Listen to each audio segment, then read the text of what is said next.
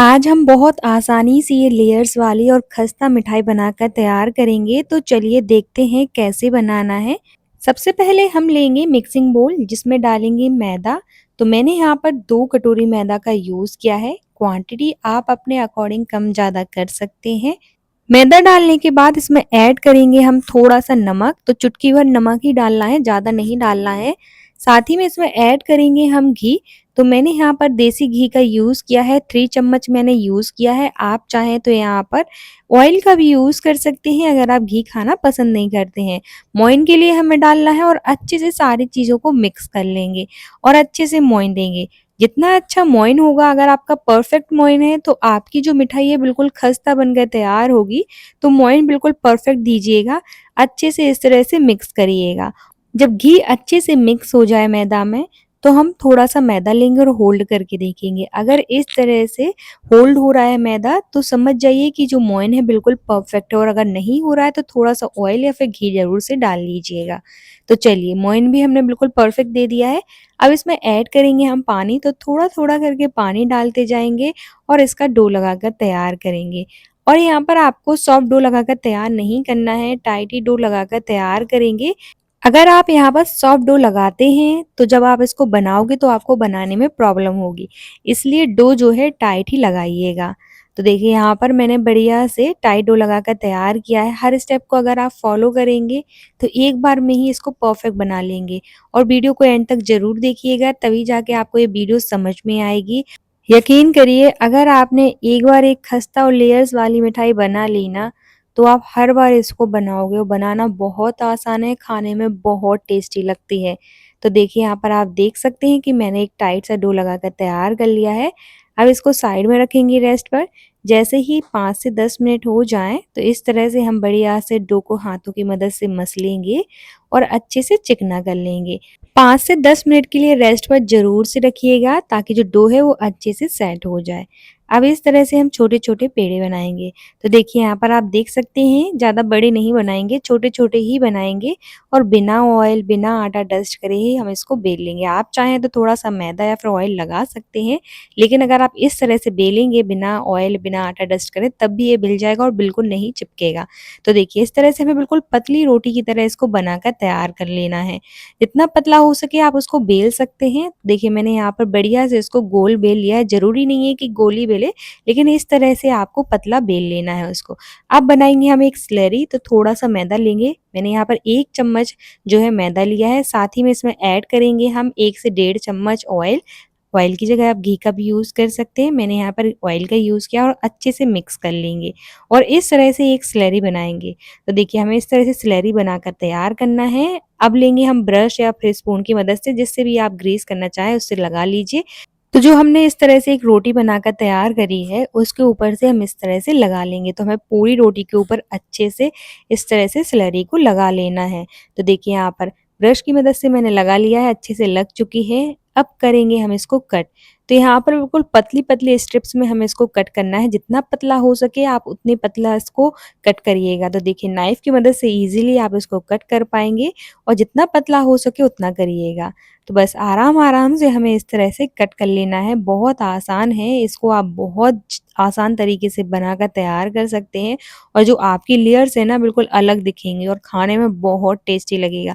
उससे पहले अगर आप मेरे चैनल पर नए हैं, तो चैनल को सब्सक्राइब और वीडियो को लाइक करना ना भूलें और ज़्यादा से ज़्यादा शेयर करें।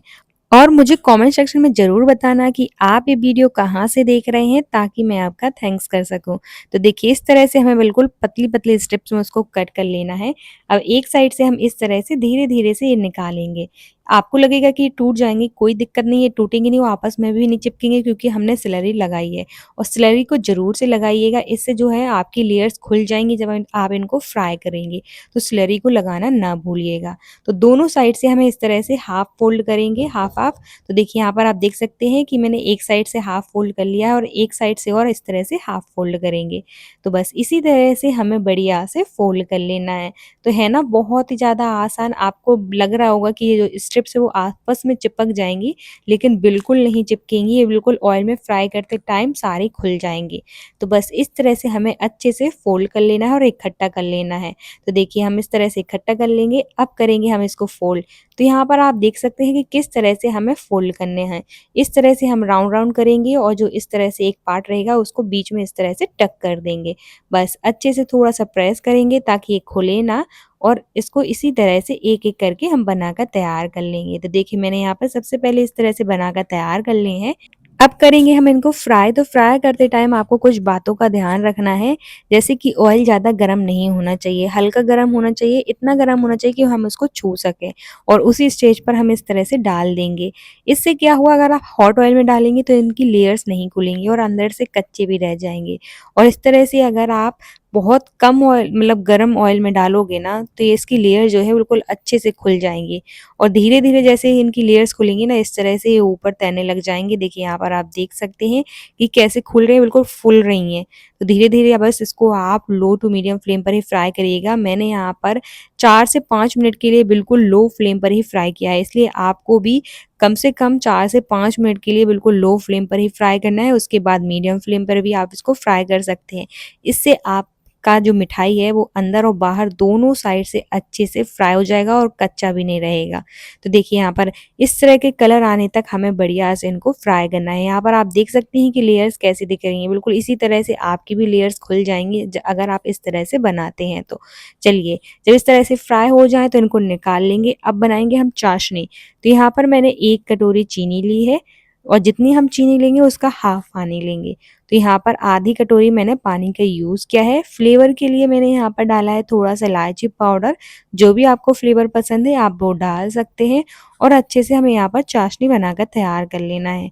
और हाँ, यहाँ पर हमें एक बात का और ध्यान रखना है कि हमें यहाँ पर एक तार वाली चाशनी तो चाहिए है, लेकिन हमें परफेक्ट एक तार वाला नहीं चाहिए है चाशनी। बिल्कुल हल्का एक तार बनना चाहिए। अगर एक तार बन रहा है बिल्कुल हल्का, तो समझ जाइए कि जो हमारी चाशनी है बिल्कुल परफेक्ट है। अगर एक तार बन जाएगा परफेक्ट वाला, तो ये इससे क्या हुआ कि जो हमारी चाशनी है वो जम जाएगी, इसलिए हमें ज़्यादा पकाना नहीं है उसको। तो देखिए बिल्कुल हल्का-सा बन रहा है। बस इसी तरह की हमें चाशनी रखनी है। तो चलिए इसी स्टेज पर हम क्या करेंगे, गैस को बंद कर देंगे। हमारी चाशनी बिल्कुल बनकर तैयार है। आप चाहें तो यहाँ पर 1 चम्मच नींबू का जूस भी डाल सकते हैं। अब जो हमने फ्राई करके रखी थी उनको डालेंगे, एक-एक करके हम इस तरह से बढ़िया से चाशनी में डिप कर देंगे।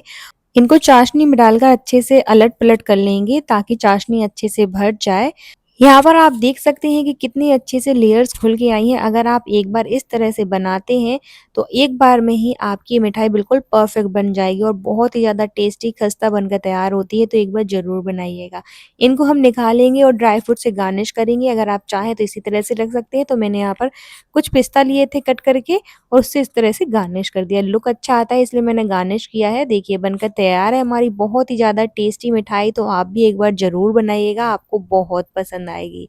मिलते हैं आपसे नेक्स्ट वीडियो में।